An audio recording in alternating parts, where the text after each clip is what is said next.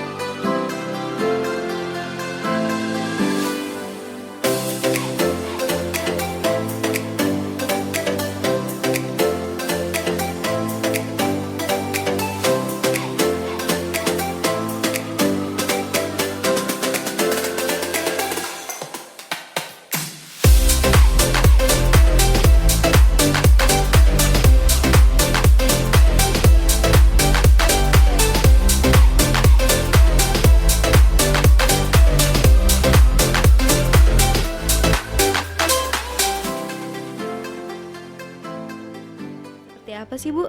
Kultur jaringan adalah suatu metode bagaimana kita mengisolasi bagian tertentu dari tanaman, misalnya sel, jaringan, atau organ. Kemudian kita budidayakan secara terkendali atau biasa disebut secara in vitro.